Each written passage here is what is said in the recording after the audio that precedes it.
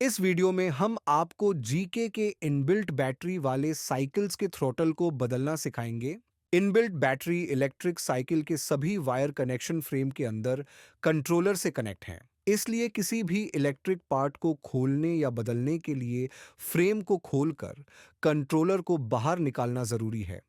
सबसे पहले साइकिल को उल्टा कर लें। डाउन ट्यूब के नीचे एक पत्ती लगी हुई है।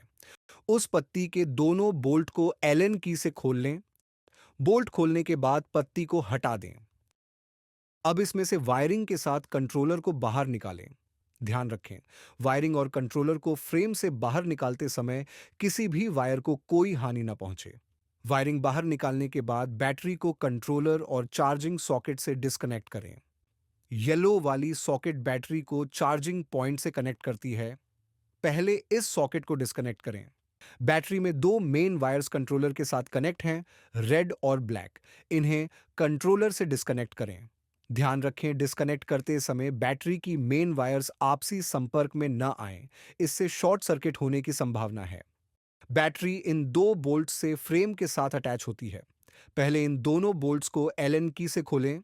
बोल्ट्स खोलने के बाद बैटरी को बाहर निकालें।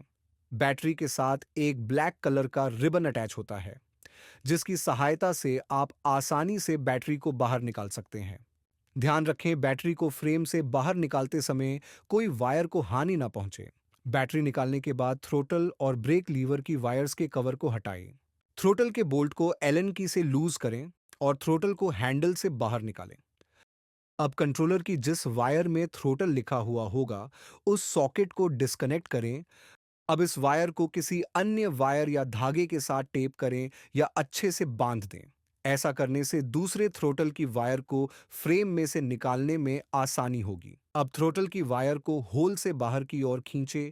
दूसरी ओर टेप की हुई वायर को फ्रेम के अंदर जाने दें। थ्रोटल की वायर को होल से पूरा बाहर निकाल लें। अब थ्रोटल की वायर को दूसरी टेप की हुई वायर से हटा दें। अब नए थ्रोटल को हैंडल में फिट करें। ध्यान रखें, थ्रोटल हैंडल में अच्छे से फिट हो। फिट करने के बाद थ्रोटल के बोल्ट को एलन की से टाइट करें। नए थ्रोटल की वायर को बिल्कुल ऐसे ही वायर से टेप कर दें और वायर को उसी होल में डालें। ध्यान रखें कि वायर के साथ सॉकेट भी होल में चली जाए।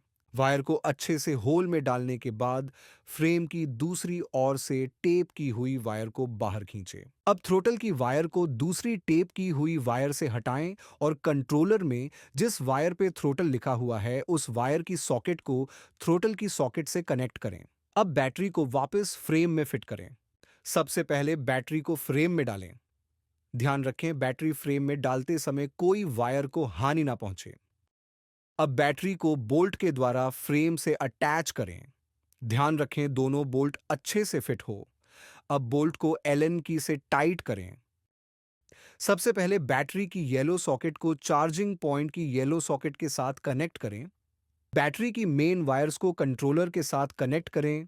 रेड वायर को रेड के साथ और ब्लैक वायर को ब्लैक के साथ।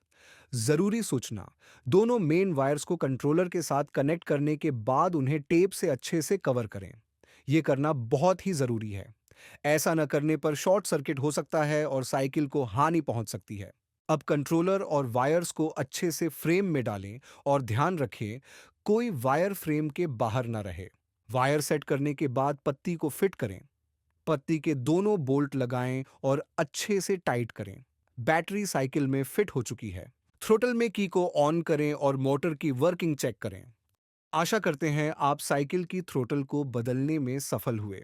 अगर फिर भी आपको कोई परेशानी आती है तो आप हमारे कस्टमर सपोर्ट से कनेक्ट करें।